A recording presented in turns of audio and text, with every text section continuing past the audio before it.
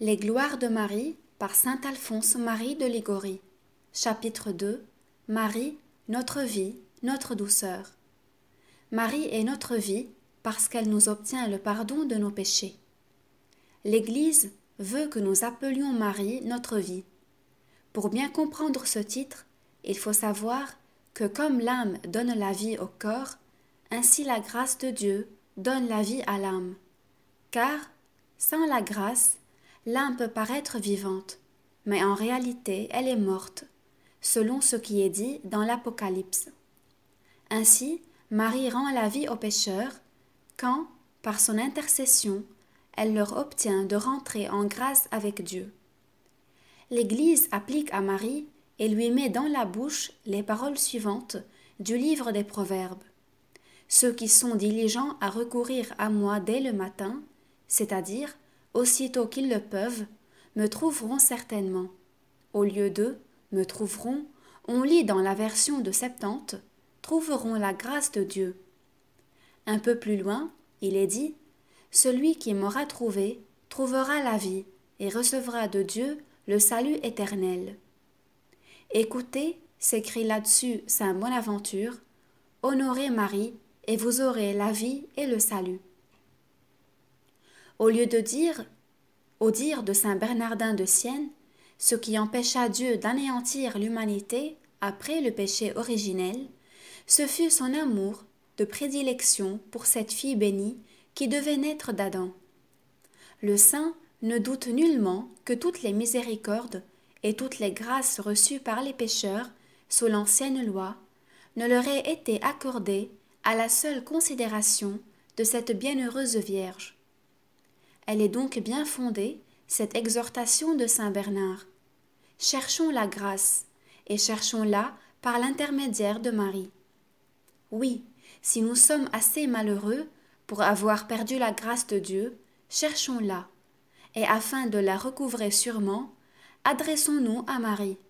Car, si nous avons perdu cette perle précieuse, Marie l'a retrouvée, et de là le nom d'inventrice de la grâce que lui donne le même saint. Et n'est-ce pas là la vérité si consolante pour nous qu'exprimait l'ange Gabriel quand il disait à la Vierge « Ne craignez point, Marie, car vous avez trouvé la grâce. » Mais, puisque Marie n'avait jamais été privée de la grâce, comment le saint archange pouvait-il dire qu'elle l'avait trouvée?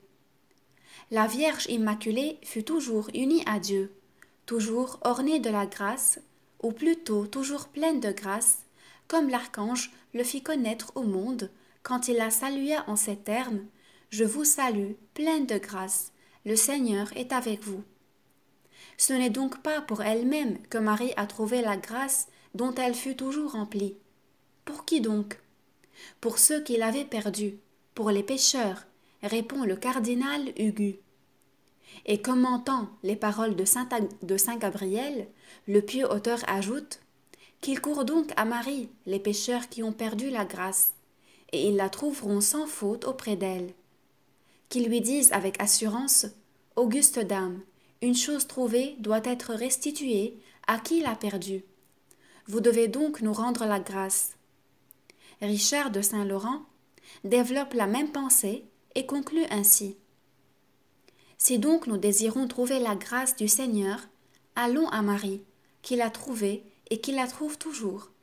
Comme elle fut et sera toujours chère à Dieu, notre confiance en elle ne saurait être frustrée.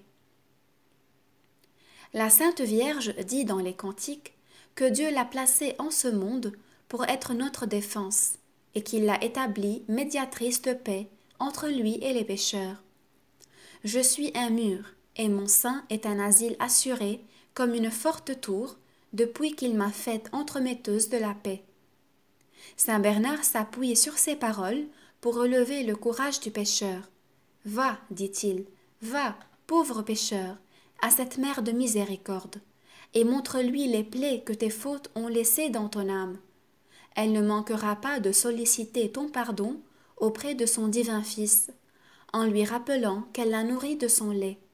Et ce Fils, qui l'aime si tendrement, ne manquera pas de l'exaucer. Et la Sainte Église elle-même nous met sur les lèvres une oraison où elle prie le Seigneur de nous accorder la faveur d'être aidés par la puissance secourable des prières de Marie à sortir du péché. Ô Dieu miséricordieux, venez en aide à notre fragilité, afin que, célébrant la mémoire de la Sainte Mère de Dieu, nous puissions, avec l'appui de son intercession, nous relever de nos iniquités. Ainsi donc, saint Laurent Justinien a raison d'appeler Marie l'espérance des coupables, puisque seule elle leur obtient de Dieu le pardon de leurs fautes.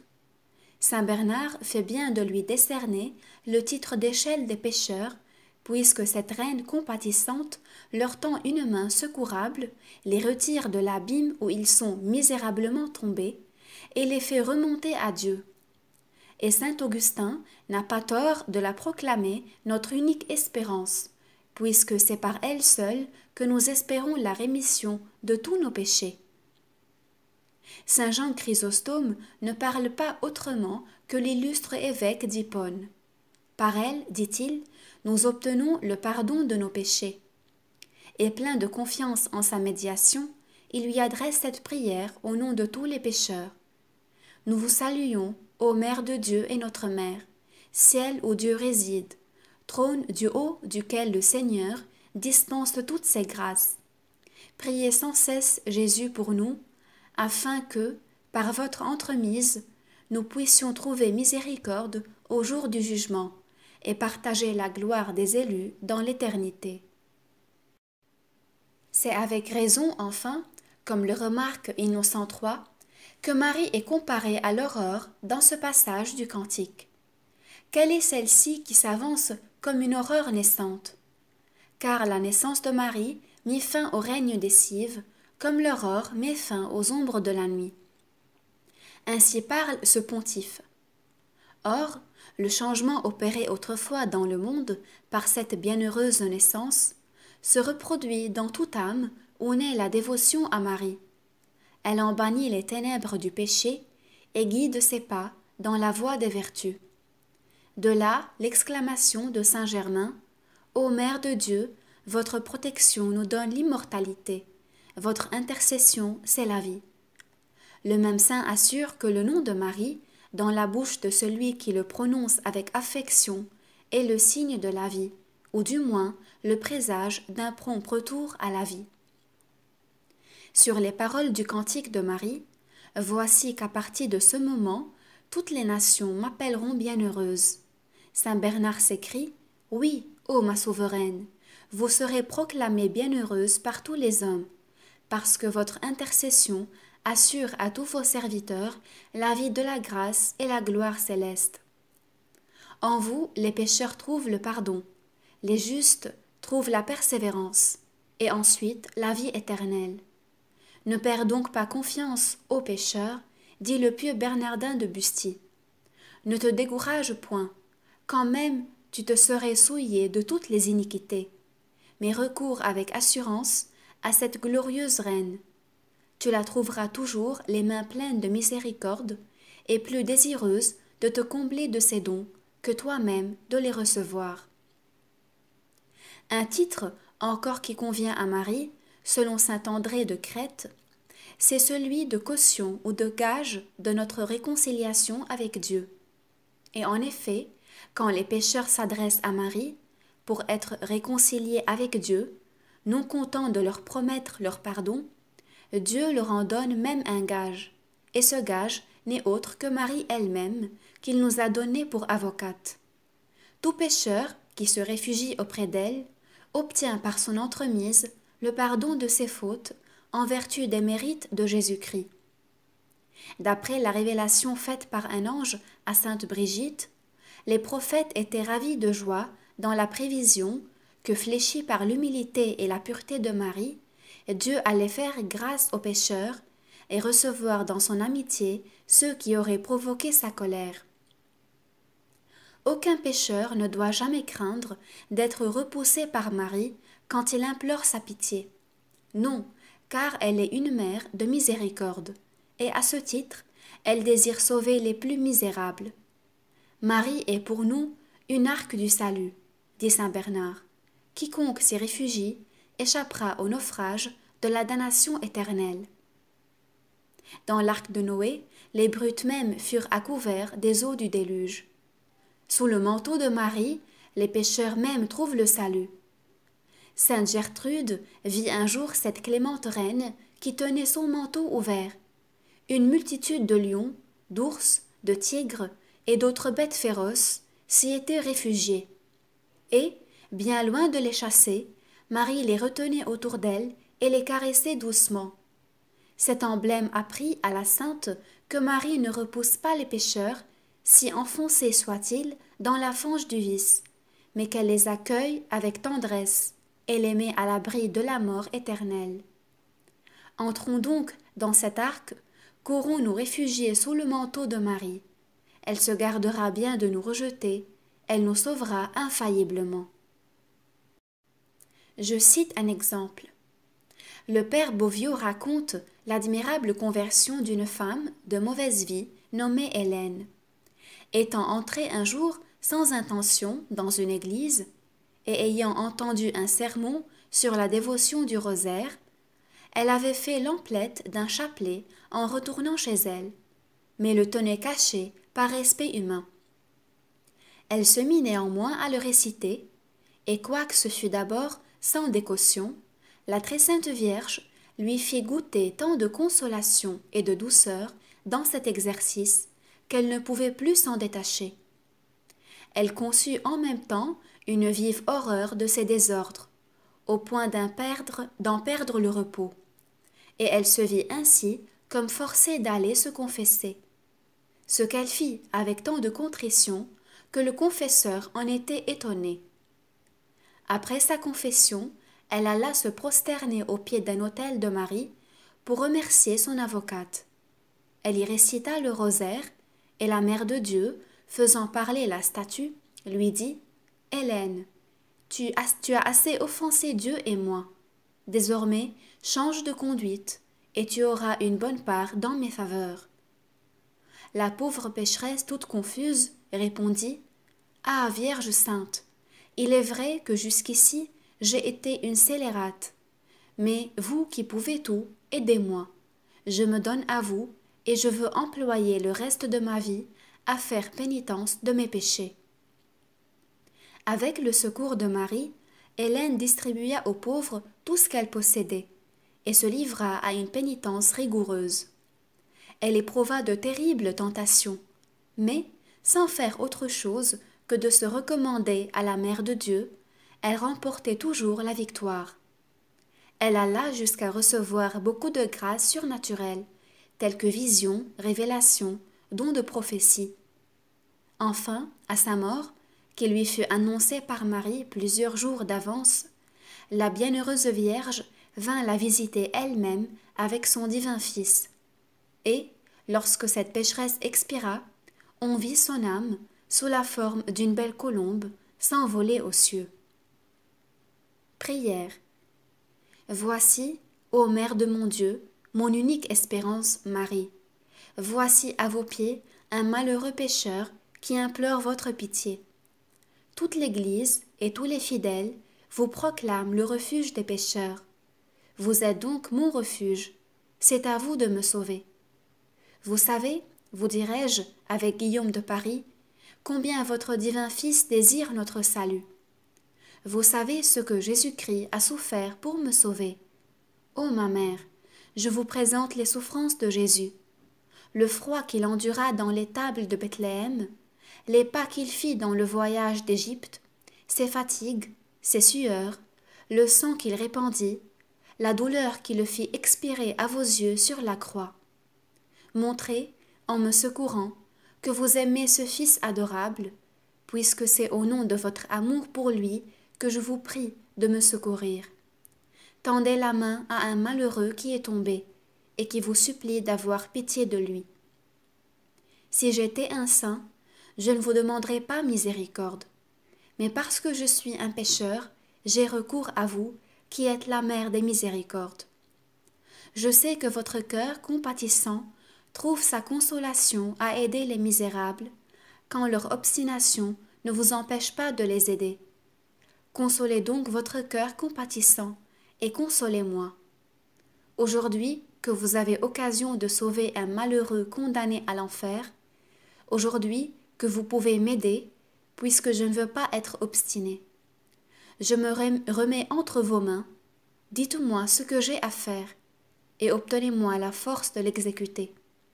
Je suis résolu de faire tout ce qui est en mon pouvoir pour entrer dans l'amitié de Dieu. Je me réfugie sous votre manteau. Jésus veut que j'aie recours à vous. Il veut que pour votre gloire et pour la sienne, puisque vous êtes ma mère, je sois redevable de mon salut, non seulement à son sang, mais encore à vos prières. C'est lui qui m'envoie auprès de vous pour que vous me secouriez. Ô Marie, me voici, je recours à vous, et je mets en vous ma confiance. Vous qui priez pour tant d'autres, priez aussi, dites au moins une parole pour moi. Dites à Dieu que vous voulez mon salut, et Dieu me sauvera certainement. Dites-lui que je suis à vous, je ne vous demande pas autre chose. Amen. Marie rend la mort douce à ses serviteurs. Les vrais amis et les vrais parents ne se reconnaissent pas dans la prospérité, mais dans les embarras et les infortunes. Les amis, selon le monde, se gardent bien de quitter un ami quand il est dans la prospérité. Mais s'il lui survient quelque disgrâce, et surtout, si la mort arrive, il l'abandonne. Telle n'est pas la conduite de Marie envers ses serviteurs. Dans leur détresse, et principalement dans les angoisses de la mort, les plus terribles que l'on puisse éprouver ici-bas, Marie, bonne reine et tendre mère, n'abandonne jamais les clients fidèles. Comme elle est notre vie durant cet exil, de même elle devient notre douceur au dernier moment, et nous obtient une mort douce et heureuse. Car, depuis ce grand jour, où Marie eut à la fois le bonheur et la douleur d'assister à la mort de Jésus, son Fils, le chef des prédestinés, elle possède le privilège d'assister tous les prédestinés à l'article de la mort. C'est dans cette fin que l'Église nous fait prier la bienheureuse Vierge de nous secourir spécialement à l'heure de notre mort. Quelles sont terribles les angoisses des pauvres mourants, que tourmentent à la fois et le remords des péchés commis, et l'horreur du jugement qui s'approche, et l'incertitude du salut éternel. Dans ce moment surtout, les démons sont acharnés et déploient toute leur force pour gagner cette âme qui passe à l'éternité. Il sait que l'instant est décisif, et que, s'il la perd alors, c'est pour toujours. Aussi, le démon qui tentait cette âme pendant toute la vie ne se contente pas de lui-même pour l'attaquer à la mort.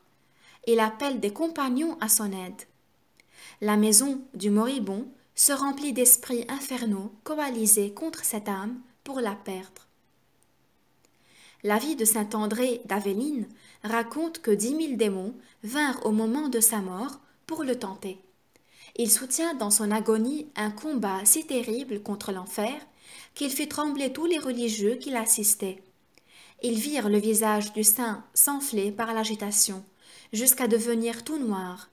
Ils virent tous ses membres trembler et se débattre, ses yeux verser un torrent de larmes, sa tête éprouver de violentes secousses, autant de signes de l'horrible assaut que lui livrait l'enfer. Tous les assistants pleuraient de compassion, redoublaient leurs prières et tremblaient d'épouvante en voyant un saint mourir ainsi. On se consolait néanmoins en voyant que le saint, comme pour implorer secours, tournait souvent les yeux vers une image de Marie, et l'on se rappelait qu'il avait prédit pendant sa vie que la Sainte Vierge devait être son refuge à l'heure de sa mort.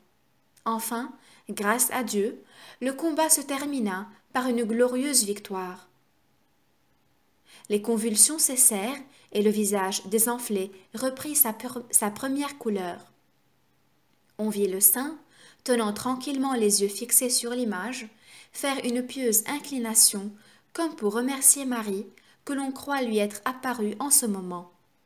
Ensuite, exprimant sur ses traits une joie céleste, il rendit paisiblement son âme bienheureuse entre les bras de Marie.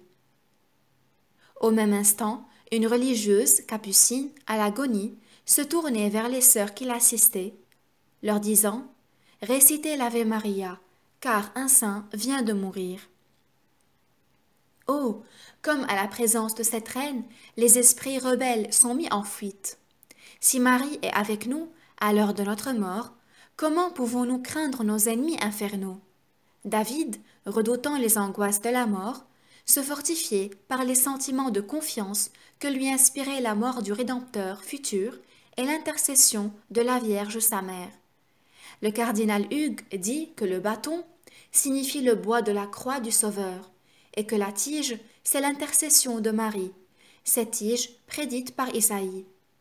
La Divine Mère, dit saint Pierre d'Amiens, est cette tige, cette Vierge puissante qui réprime toutes les violences des esprits infernaux. Aussi, saint Antonin nous encourage en nous disant « Si Marie est pour nous, qui est contre nous ?» Le père Manuel Padial de la Compagnie de Jésus, à sa dernière heure, fut honoré d'une apparition de Marie qui lui dit pour le consoler « Voici enfin le moment où les anges vont te féliciter et te dire « Heureux travaux, mortification bien récompensée ».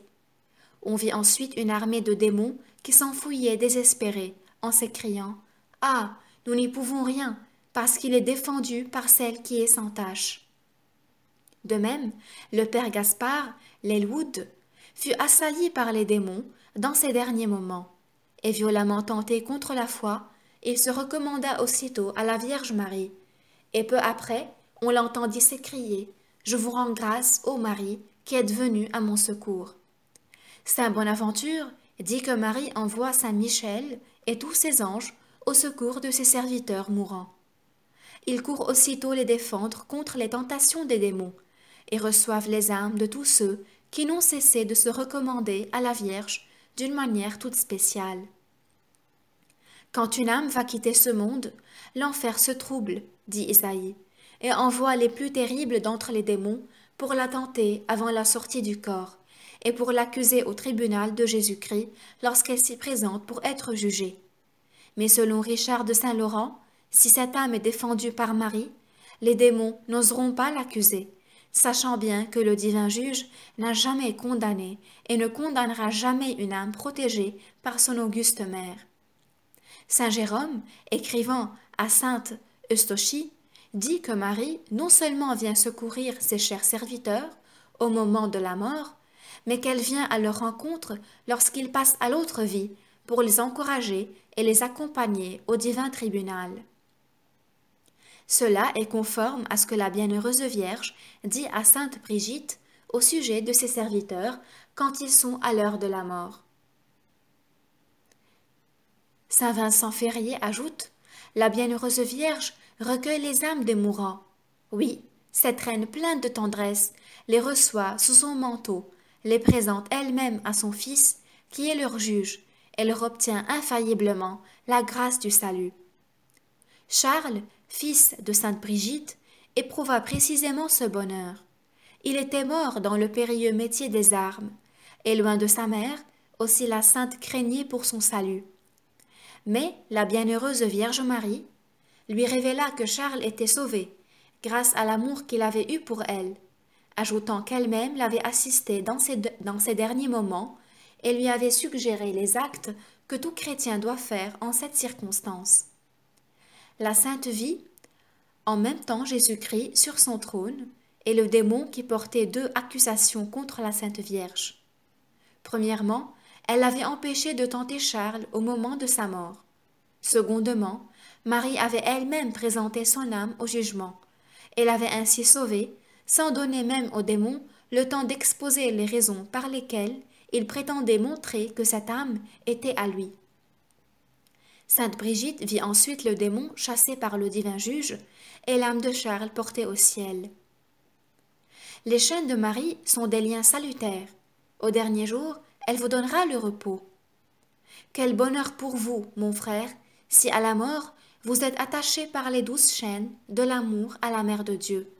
Ces chaînes sont vraiment des liens de salut, qui vous assureront le salut éternel et vous feront goûter à la mort cette paix bienheureuse qui sera le commencement de votre repos et de votre bonheur dans l'éternité.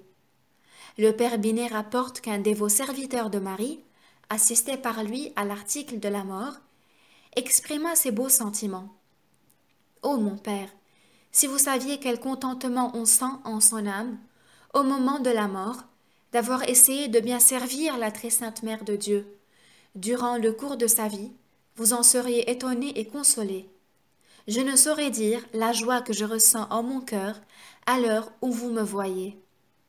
Le père Suarez avait pour Marie une telle dévotion qu'il aurait donné, disait-il, toute sa science pour le mérite d'un seul Ave Maria.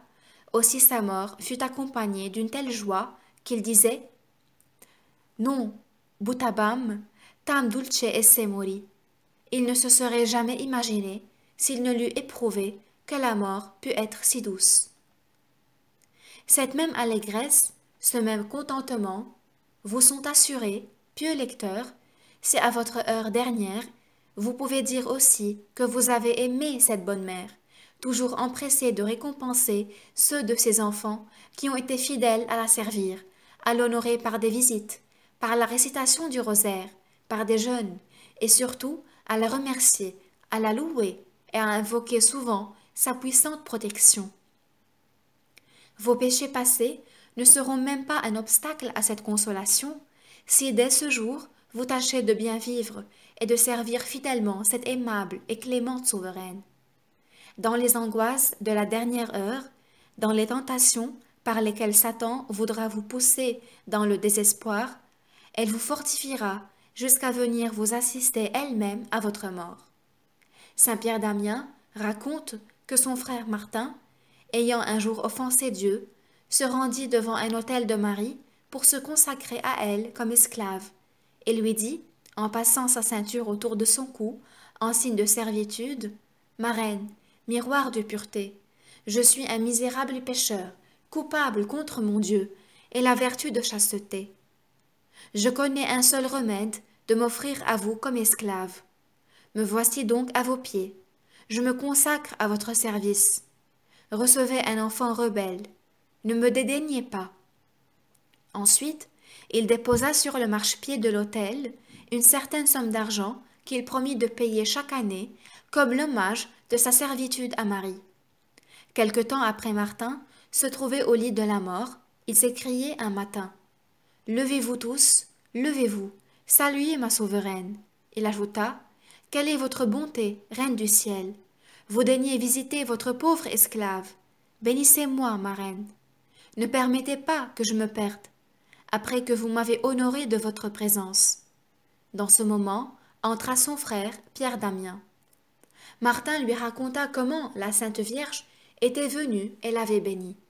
Il se plaignit ensuite de ce que les assistants ne s'étaient pas levés à la présence de Marie, et peu après, il passa doucement dans le Seigneur.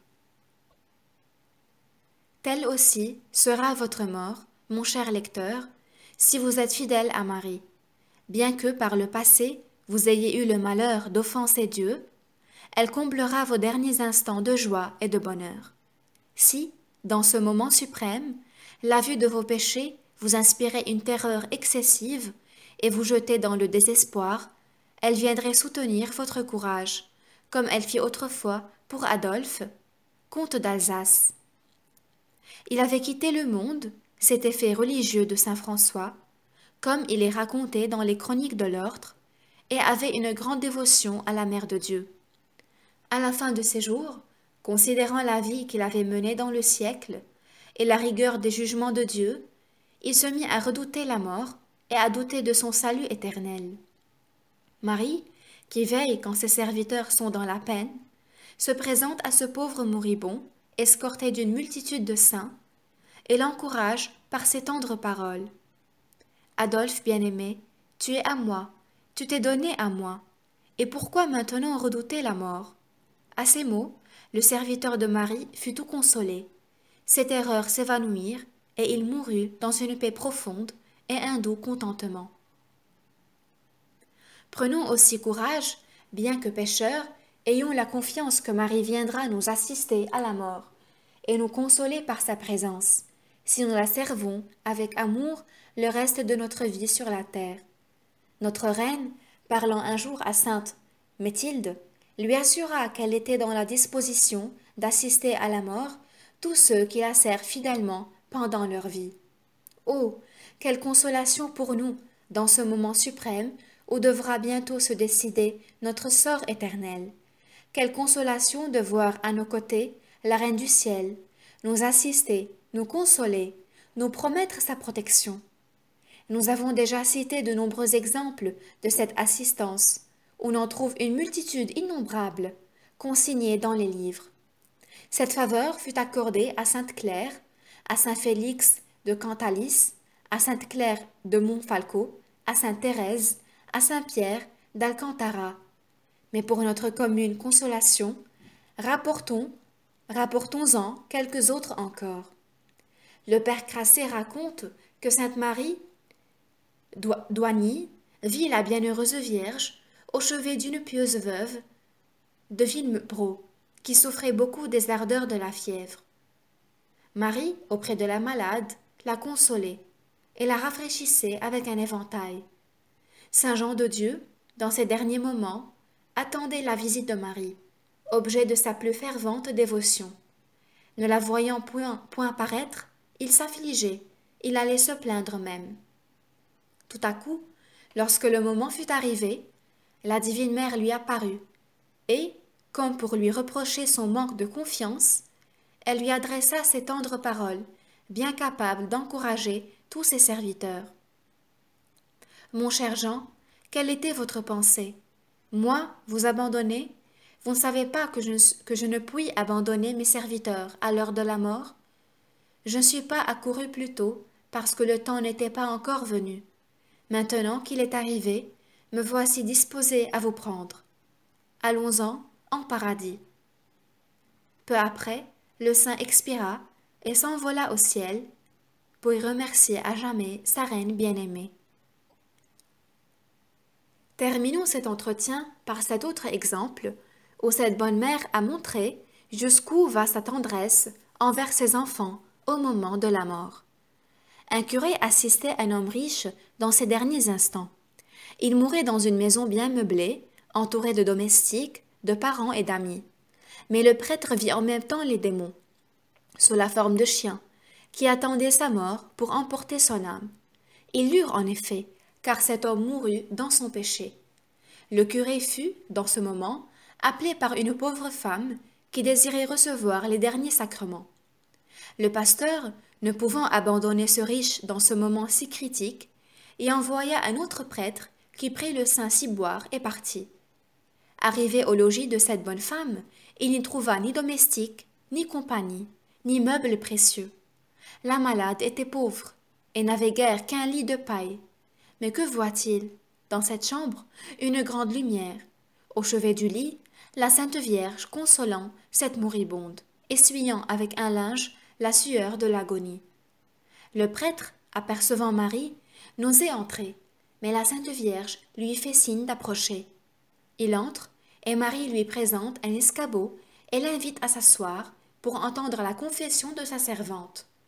La malade se confesse, reçoit le saint viatique avec grande dévotion et rend doucement son âme entre les bras de Marie. Prière. Ô ma très douce mère, quelle sera la mort d'un pauvre pécheur comme moi? Dès aujourd'hui, quand je pense au moment redoutable où je devrais mourir et paraître au tribunal de Dieu, et me souvenant d'avoir écrit moi-même tant de fois la sentence de ma condamnation par mes péchés, je tremble et je suis confondue, et je crains tout pour mon salut.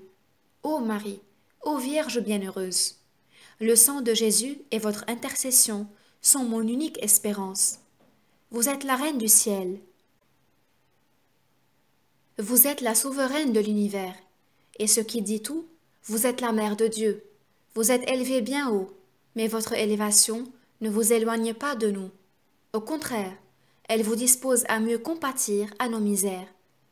Les amis, selon le monde, une fois montés en dignité, se tiennent sur la réserve et dédaignent même de regarder leurs anciens amis réduits à une humble fortune. Votre noble et tendre cœur n'agit pas ainsi. Plus notre misère est profonde, et plus vous êtes empressés à nous secourir. À peine invoqué, vous venez aussitôt à notre secours. Vous prévenez même nos prières par vos faveurs. Vous nous consolez dans nos afflictions. Vous dissipez les tempêtes. Vous terrassez nos ennemis. En un mot, vous ne négligez aucune occasion de nous faire du bien. Béni soit à jamais la divine bonté qui a réuni dans votre personne tant de majesté et de tendresse, tant de grandeur et d'amour. J'en remercie éternellement le Seigneur. Je m'en réjouis moi-même parce que je mets toute ma félicité dans la vôtre, et votre bonheur est le mien. Ô consolatrice des affligés, consolez un affligé qui se recommande à vous.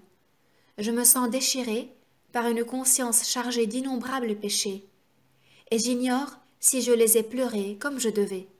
Je vois toutes mes œuvres pleines de défauts et de souillures. L'enfer attend ma mort. Pour m'accuser, la divine justice outragée veut être satisfaite. Ô ma mère, que deviendrai-je? Si vous ne m'assistez pas, je suis perdue. Dites, voulez-vous me secourir? Ô Vierge compatissante, consolez-moi. Obtenez-moi une véritable douleur de mes péchés. Obtenez-moi la force de me corriger et d'être fidèle à Dieu tout le reste de ma vie. Et quand je me trouverai dans les dernières angoisses de la mort, ô Vierge Marie, mon espérance, ne m'abandonnez pas. Alors, plus que jamais, assistez-moi, fortifiez-moi, afin que je ne désespère pas à la vue de mes péchés, que le démon viendra me mettre sous les yeux. Ma reine, pardonnez ma témérité. Venez vous-même, dans ce moment, me consoler par votre présence. Vous avez fait cette grâce à tant d'autres, je la réclame aussi pour moi. Si mon audace est grande, plus grande encore est votre bonté, qui va chercher les plus misérables pour les consoler. En elle repose toute ma confiance. Soyez éternellement glorifiés d'avoir sauvé de l'enfer un misérable damné, et de l'avoir conduit dans votre royaume, où j'espère un jour avoir le bonheur de me tenir à vos pieds, de vous remercier et de vous aimer éternellement. Ô Marie, je vous attends, ne me privez pas de cette consolation. Amen. Marie est encore notre vie parce qu'elle nous obtient la persévérance. La persévérance finale est une grâce divine, un don tellement grand qu'il est purement gratuit et ne peut être mérité par nous, comme l'a déclaré le Concile de Trente. Mais, comme l'enseigne saint Augustin, on l'obtient toujours de Dieu quand on le demande. Et selon le Père Suarez, on l'obtient infailliblement quand on a soin de le demander jusqu'à la fin de sa vie. Car, dit Bellarmin, il faut demander tous les jours cette persévérance pour l'obtenir tous les jours. Or, s'il est vrai, comme je le tiens pour certain, selon l'opinion commune aujourd'hui, comme nous le verrons dans la suite, s'il est vrai que toutes les grâces que Dieu nous accorde passent par les mains de Marie, il sera vrai aussi que nous pourrons obtenir, par la seule entremise de Marie, la grâce suprême de la persévérance. Et nous l'obtiendrons certainement si nous la demandons toujours avec confiance à Marie. Elle-même a promis cette récompense à tous ceux qui la servent fidèlement en cette vie. Ceux qui agissent avec moi ne pécheront point. Ceux qui publient ma gloire auront la vie éternelle. Ainsi l'a fait parler la Sainte Église. Pour conserver la vie de la grâce, il nous faut la force spirituelle pour résister à tous les ennemis de notre salut. Or, cette force ne s'obtient que par le moyen de Marie. Je possède cette force spirituelle, dit la Vierge Marie, et Dieu a remis ce don entre mes mains, afin que je le dispense à mes serviteurs. Par moi, mes serviteurs sont rois, ils commandent à leur sens, à leur passion, et se rendent ainsi dignes de régner éternellement dans le ciel. Oh, quelle est la force des sujets de cette grande reine pour vaincre toutes les tentations de l'enfer! Marie est cette tour dont parlent les cantiques. Elle est, pour ceux qui l'aiment et qui l'invoquent dans le combat, comme une tour environnée de puissants moyens de défense. Ses dévoués sujets y trouvent tous les boucliers et toutes les armes nécessaires pour se défendre contre l'enfer. Pour la même raison, la Sainte Vierge est comparée au platane. Le cardinal Hugues fit observer que le platane a des feuilles semblables au bouclier. Comprenons par là que Marie protège ceux qui se réfugient auprès d'elle. Le bienheureux Amédée donne une autre explication. Elle s'appelle platane, en effet, le feuillage de cet arbre met les voyageurs à couvert du soleil et de la pluie. De même, sous le manteau de Marie, les hommes trouvent un abri contre l'ardeur des passions et la fureur des tentations. Plaignons les âmes qui s'éloignent de cet abri protecteur, négligent la dévotion à Marie et cessent de se recommander à elle dans les occasions. Si le soleil cessait de paraître, dit saint Bernard, que deviendrait le monde, sinon un chaos de ténèbres et d'horreurs? Qu'une âme perde la dévotion à Marie, elle est aussitôt remplie de ténèbres, et de ces ténèbres dont parle l'Esprit Saint. Dès qu'une âme rejette la divine lumière, la nuit s'y fait. Elle devient le repère de tous les péchés et de tous les démons. Voilà ce qui faisait dire à saint Anselme: malheur à ceux qui méprisent la lumière de ce soleil, c'est-à-dire à ceux qui méprisent la dévotion envers la Vierge Marie. Saint François de Borgia craignait avec raison pour la persévérance de ceux qui ne témoignaient pas une dévotion particulière pour la bienheureuse Vierge. Il demandait un jour aux novices pour quel saint chacun d'eux avait une plus grande dévotion, et ne trouvant pas dans quelques-uns cette dévotion spéciale à Marie, il enjoignit au maître des novices de surveiller plus attentivement ces malheureux jeunes gens.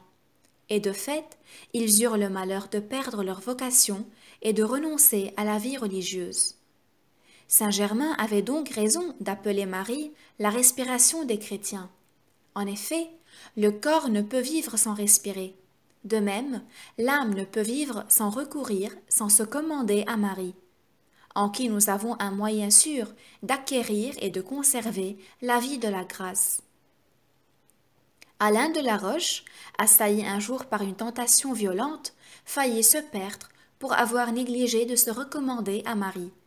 Mais la Vierge lui apparut, et pour le rendre plus attentif une autre fois, elle lui donna un soufflet, en lui disant: « Si tu m'avais invoqué, tu n'aurais pas couru un pareil danger. » D'autre part, Marie nous adresse ces paroles: « Heureux qui écoute ma voix, qui vient avec un soin vigilant à la porte de ma miséricorde pour demander lumière et secours. » Oui, Marie aura soin d'obtenir à son dévot client la lumière et la force nécessaires pour sortir du vice et marcher dans les voies de la vertu. C'est pourquoi Innocent III lui donna justement ces beaux titres. Marie est la lune pour le malheureux plongé dans la nuit du péché, pour l'éclairer sur le misérable état de damnation où il se trouve.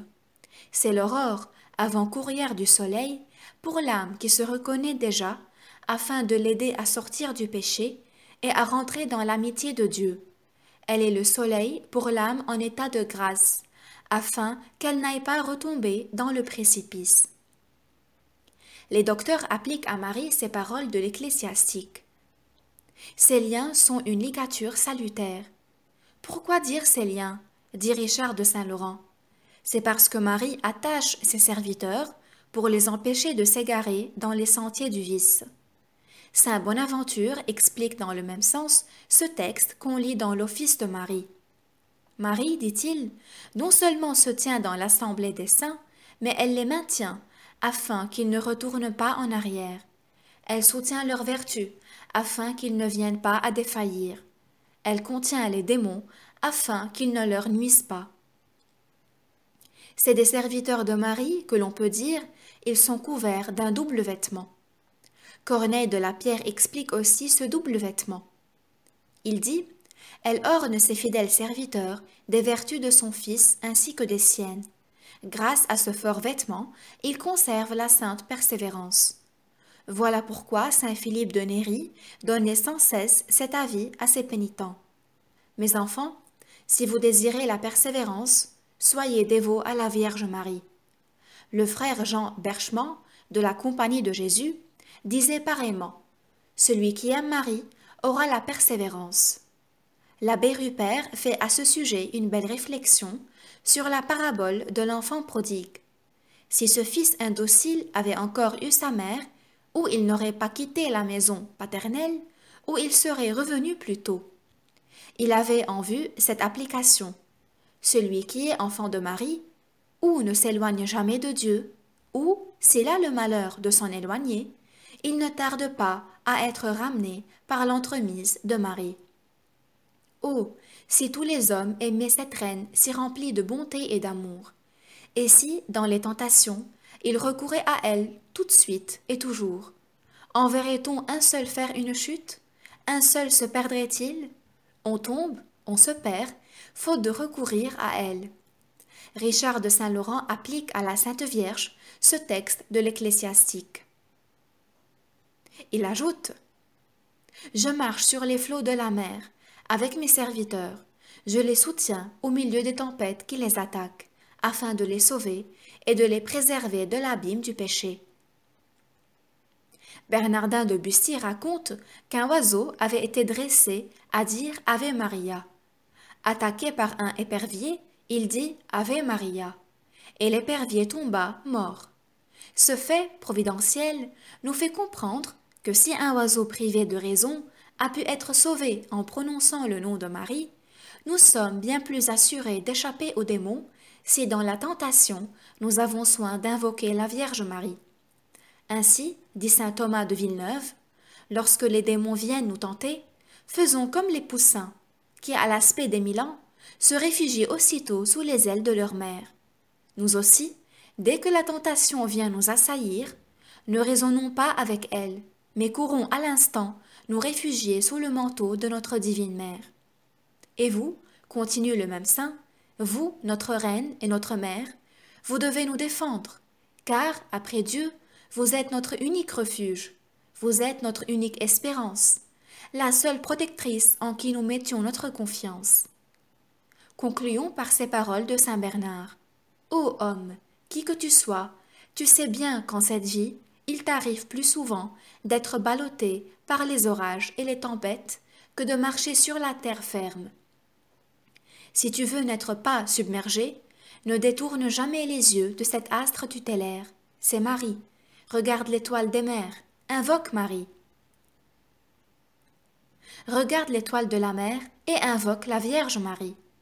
Dans les dangers de péché, dans la tourmente des tentations, dans les doutes et les perplexités, songe que Marie peut te secourir, implore aussitôt son assistance, que son nom puissant reste en ton cœur avec la confiance, que ta bouche l'invoque toujours.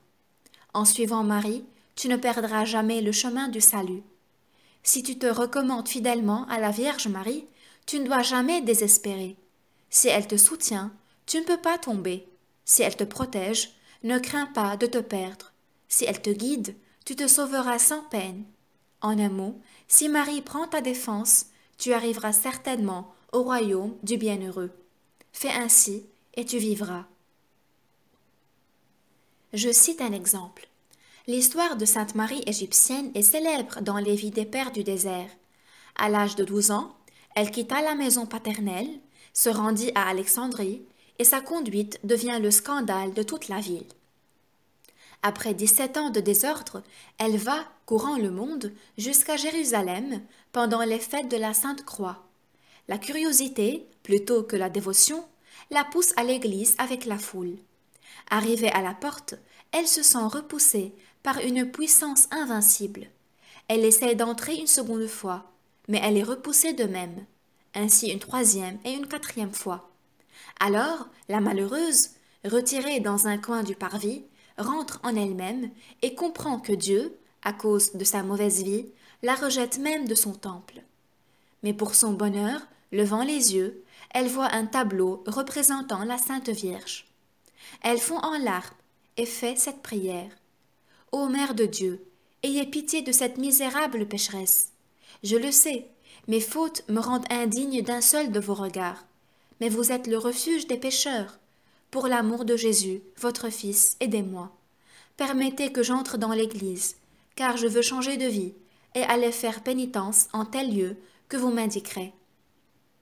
Alors elle entend une voix intérieure comme une réponse de la bienheureuse Vierge Marie. Eh bien, puisque tu as recours à moi et tu veux changer de vie, entre dans l'église. La porte n'est plus fermée pour toi. Elle entre, la pécheresse, elle adore la croix en versant des larmes. Elle retourne ensuite à l'image de Marie et lui dit « Ma reine, je suis prête à vous obéir. Quel lieu prescrivez-vous à ma pénitence ?» « Va, lui répondit la Vierge, passe le Jourdain. Là, tu trouveras le lieu de ton repos. » Elle se confesse, reçoit la Sainte Communion, passe le fleuve, arrive au désert et comprend qu'elle doit y rester pour faire pénitence.